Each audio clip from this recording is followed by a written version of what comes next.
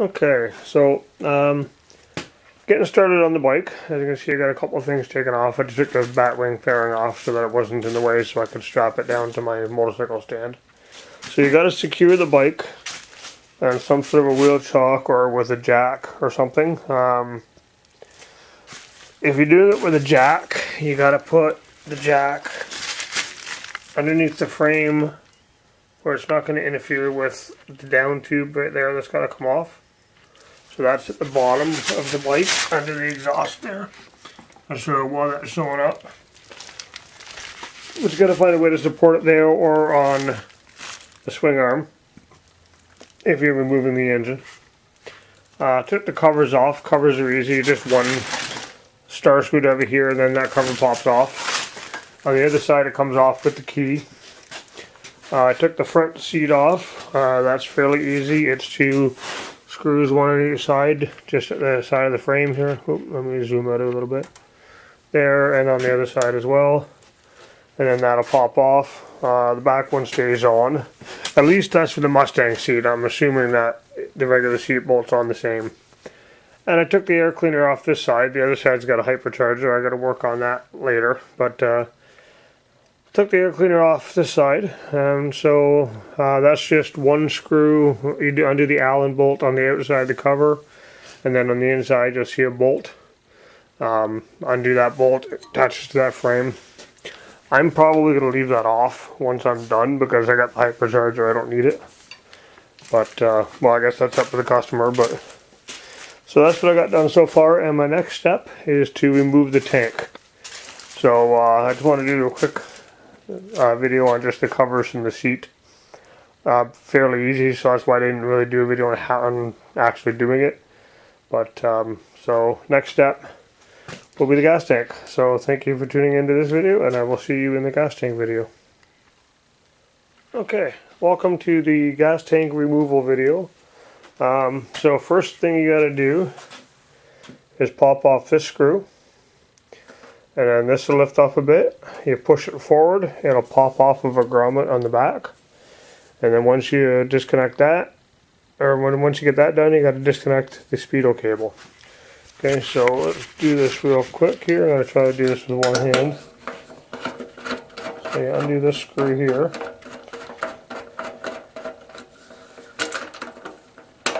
Pop it off, put it in a safe place. So now this should just lift up like so. Push forward, pops off.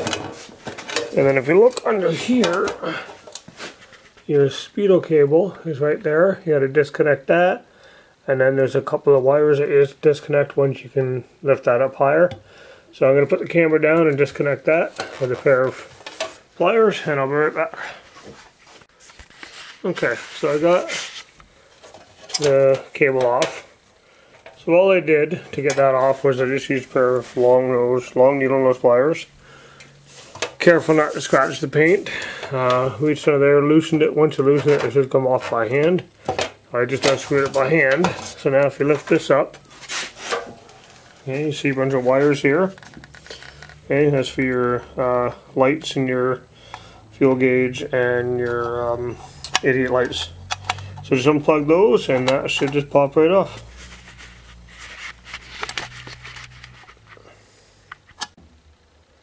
Okay, so I got the gauge off. So now, let's come over here and I'll show you what's under that. So there's your Speedo cable there. I'm probably going to replace that because I noticed earlier it was kind of sticking a bit. Hopefully it's not my Speedo, or the Speedo. So in here, I'm going to show you a couple of things. Once you get this unplugged, these are easy to unplug. There's on the other piece, there's just a little tab. Oops, sorry, I got some focus here. That locks into that little slot there. Each plug has that little, there you go, that little slot there. So you just push the tab down and pull that out. That's how you take those, so don't yank on them. Make sure you push that down. So under here, Vulcan has supplied two little plugs right here. Okay, now there's not anything missing from there. What those are is those are accessory plugs. So if you want to plug in a stereo or something to there, you can wire it into there instead of trying to wire it right down into the battery. There's 2 accessory plugs here, and somewhere into here there's also 2. I haven't found them yet. Somebody else has used or has plugged in a horn, so I'm sure they probably moved everything around. But it doesn't look like they've used the accessory plugs for the horn, so I'm sure there's 2 more in here. So yeah, the Vulcans have 2 up here, under there, and 2 in here. So the next step, now to remove this tank, I believe, is to just undo that bolt there. And then you're going to lift it up, and then there's going to be some fuel hoses and stuff. So you want to take your fuel line off here, and then once you lift this up, you'll see probably a couple of breather lines. Just pop them off the tank, and then that tank should just slide back and off of the bike. So we'll do that next. Now they recommend when you take the tank off to open your fuel cap, drain as much fuel as you can or burn as much of the fuel as you can. And when you open that, that keeps the pressure from building when you're shaking the tank around. So do that. Don't forget to take off your line. Turn this to off. Right, you want to turn your petcock to off unless you got a fuel injected, then you don't have to, but I would anyway if you have a way of shutting it off. Now make sure you have a plug, something like these here. You can buy these at any parts store. They're little, they're vacuum plugs actually for vacuum lines. You should be able to buy them still anyway. This is back in the day when all cars were carbureted, and those things were readily available anywhere. But I think if you go to the help section or the odds and ends section of your parts store, your big box stores, they should have stuff like that. So when you pull your line off, you want to put one of these plugs on there just to keep any fuel from dripping. So I'm going to do that now, and then I'll be back. So to pull that line off, just like I said, make sure this is turned off, and just grab that clamp, pinch it with pliers, slide it back, and then just pull that off, and that should come right off. Also, make sure you got a rag handy to catch the fuel, because when you pop that off, just hold a rag on there to catch a little bit of fuel before you get the plug on there, because you're going to lose some once you get that plug off. Actually, with this one here, I can just kind of tuck it in behind the spark plug wire there, and then that should catch any fuel that drips. So make sure you have that when you pull that line off, and then make sure you get the plug on there as quick as you can. Okay, so I got that off of there, and I got my plug on the petcock there. So I did lose some fuel, not too much, got a little bit on the floor, but not a lot, and it'll wipe right up. Rag caught most of it. Make sure you have another rag, clean rag for your hands. And also be advised that fuel will burn your skin. Some people have a high sensitivity to it, so make sure you got something to clean your hands with, or wear gloves. I highly recommend wearing gloves. I really should be, but I always forget to put them on. So, but anyway, so that's now off. Now the next step is to undo that bolt right there, and I believe that would be a 12 mil. Let's just grab my 12 mil here and see. Oh no, you know what, it might be, oh no, it is 12. Okay, so 12 mil. Pop that off, and then we'll lift up that tank and unplug whatever vacuum lines that might be attached to it. Okay, so I got that bolt and the washer pulled off. So the washer's got a little spacer there that goes inside that rubber grommet. So make sure you get that all off. That comes off like that. Now, I didn't mention earlier, but whenever you take something off, like when I took the seat off, I put the bolts and screws right back in the hole they came from. And same with this one here that took the cover off. Okay, and it just makes it easier so you don't lose anything. Or if you can't put it back where it belongs, put it with the part that it came off of. And worst case scenario, put them in a baggie and label them. But that way, you know, you have less chance of losing things. But I like to put them right back where they came from if I can get away with it. So now what I'm going to do is I'm going to unlock the gas cap and open it up. And I'm going to lift this up and then see what's underneath. So as you can see, this just lifts up. And then if you look underneath, you're going to see some lines and stuff. You won't be able to see it now. I got no light in there, but there's like vacuum lines and stuff attached to the tank, so lift that up and pull them off and the tank should come off. So I'll do that right now. Okay, so I just discovered this tank's a little bit different than the last Vulcan I worked on. It's actually a bolt right here to pull off as well, and then that tank will lift up. So I believe that should still be a 12 mil. So yep, 12 mil. Loosen that one up and pop it off. Kind of wondering why that tank wasn't coming up as easy as it should have. Most of them are just you pop up the back end of the tank and then slide it forward, but this one I guess they've decided to make it more secure by bolting it. Okay, so now this should lift up. There we go. So now if you lift that up, look under here and you'll see some wires and some lines hooked up there, so you got to hook them and then the tank should come off. Okay, so luckily there's no vacuum lines in there to unhook. There is just one line right here, one plug. I didn't see when I unplugged the other ones, and that's probably for your fuel gauge. So I'm gonna unplug that, and then the tank lifts straight off. Okay, so got the tank off. So let's just do a quick recap here. So I pulled the breather off, out of the way, all the covers out off. Okay, so I removed the tank. I took off the one screw in the top of the gauge.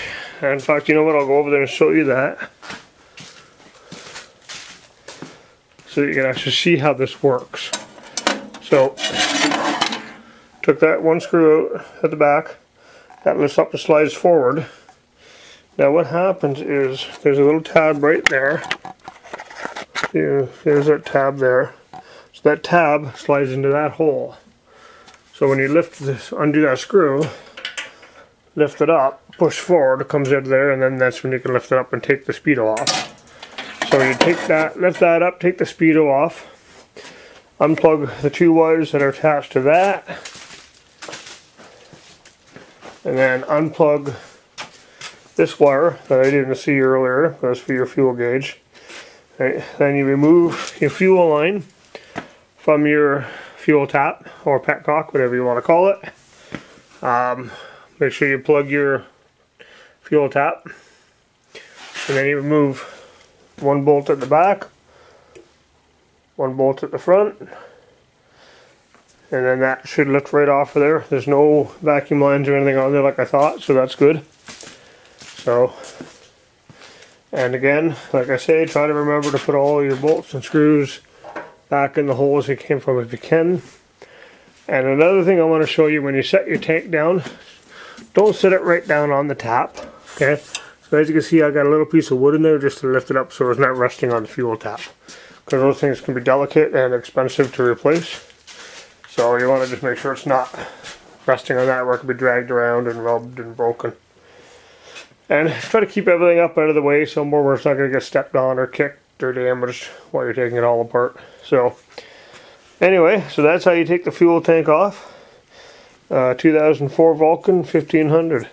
I'm just going to put the screws back in these holes, and then that's it for this video. Thank you very much for watching, and I'll see you in the next video. Okay, so just a recap, or not a recap, just a correction. Turns out that I was wrong. It does happen from time to time, believe it or not. There is a vacuum line that goes on the end of that.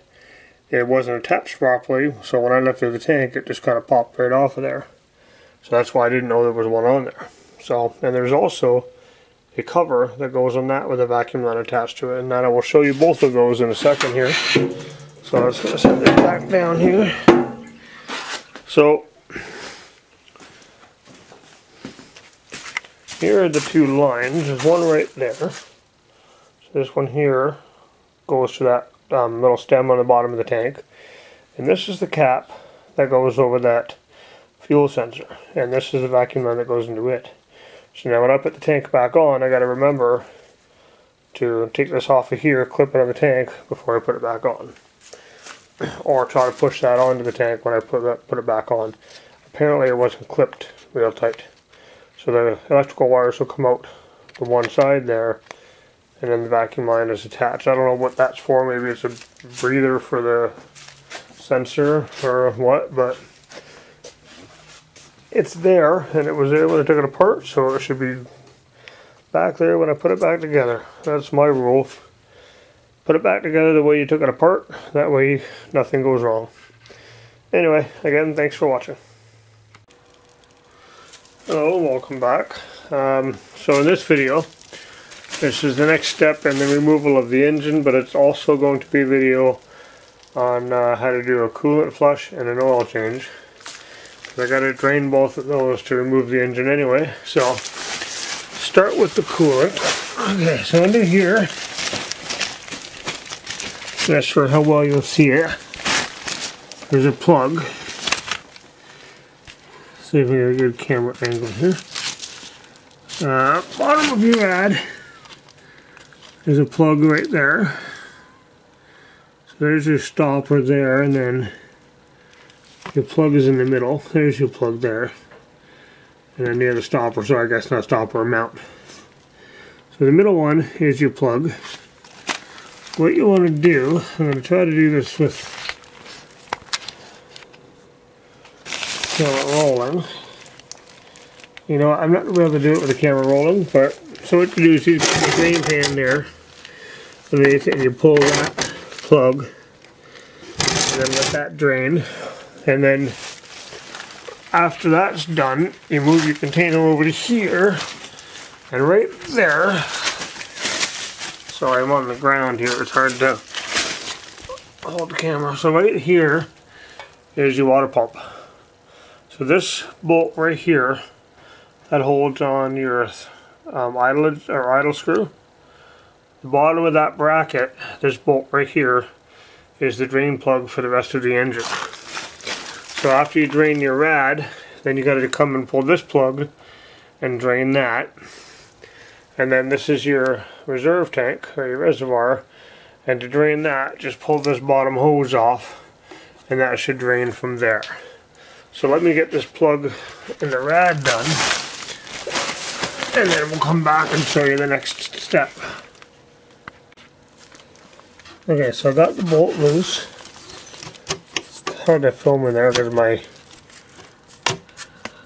highway pegs are in the way. Or my crash bars in the way, sorry. So, but anyway, I got it loose, so take the rest out with my finger. There we go, there's the coolant. It's coming out.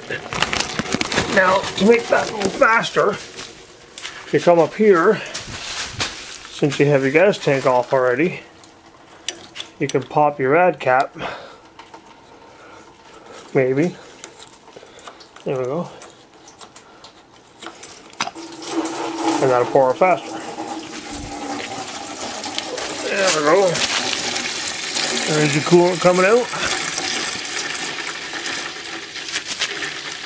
And once that's drained from there, we'll move the container over to here, and I'll show you how to drain that. Okay, so I've got the coolant drained out of the radiator. So now I was going to crack this. So the radiator bolt, by the way, is a 14 mil. This one here, I believe, is an 8 mil. Yeah, 8 mil. Okay, so we'll loosen this one off. Okay.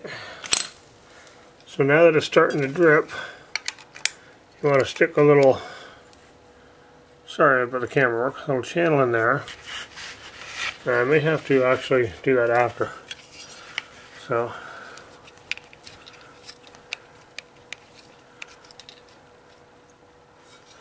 Okay, stick my channel in there now. Hopefully I get the bolt out now.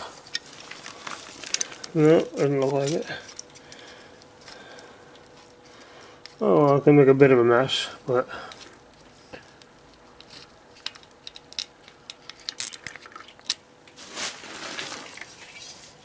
there, stick that channel in there now. And that'll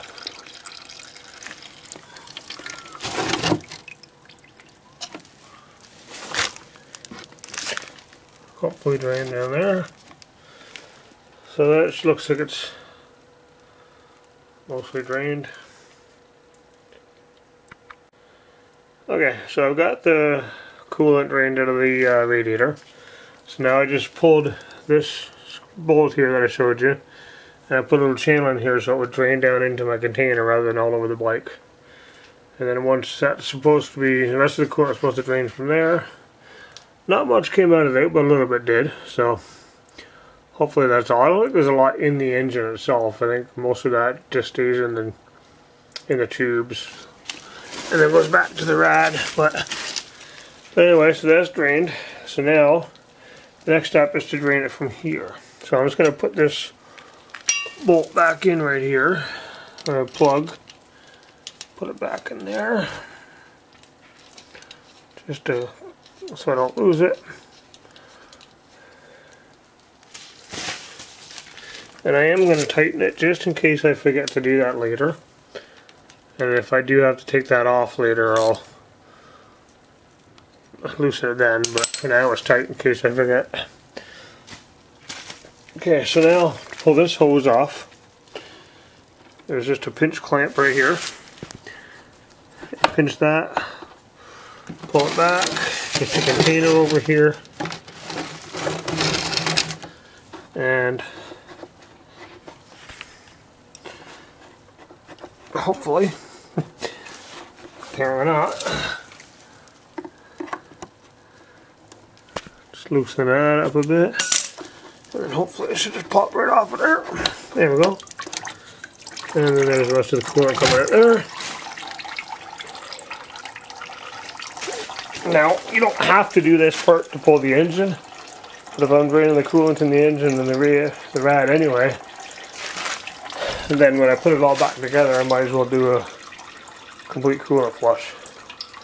So once that's finished draining, I will show you how to do an oil change. Okay, so all the coolant is now drained, so now we're going to do the oil. So the oil drain plug is right there.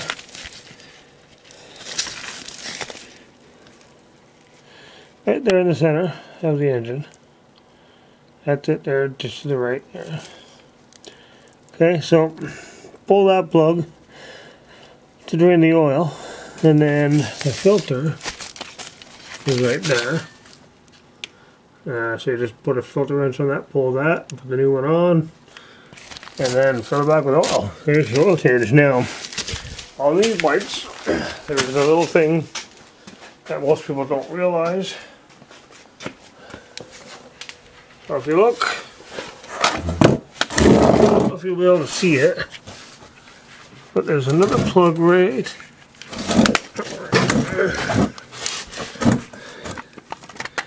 Yeah, I don't know if I'm going to be able to get to that.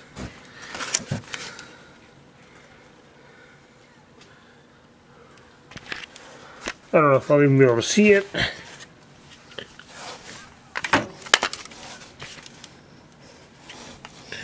But somewhere along here, there it is. There's that plug there.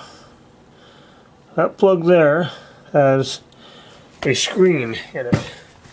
That is your pre-filter screen. Make sure at every oil change you pull that out and clean that screen. Now I'm going to pull that out once I get the engine out, instead of fighting with it down there. But so for now, let's just get this engine oil out. Well, I don't know if you need me to videotape it, but I'll see what I can do with the poor lighting I got.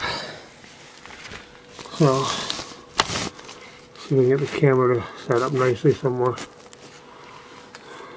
Yeah, it's not awesome, but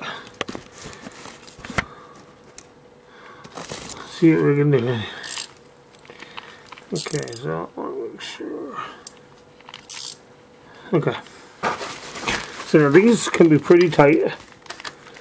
They don't have a lot of room for leverage, so what I've done is I've got myself a second wrench that I'm just going to hook up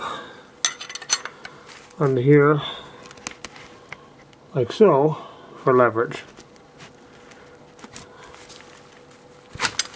Okay, there we go.